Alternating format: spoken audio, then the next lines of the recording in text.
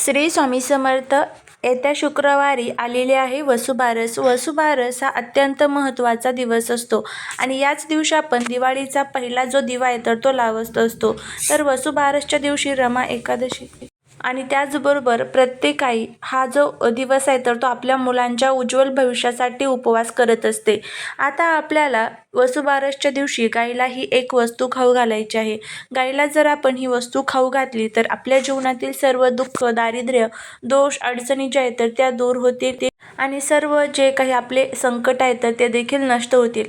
आता जर आपल्या आजूबाजूला प्रत्यक्षात गाय नसेल तर आपल्या देवघरातील गाई वासराची जी मूर्ती असते त्यासमोर सुद्धा तुम्ही हा उपाय करू शकता.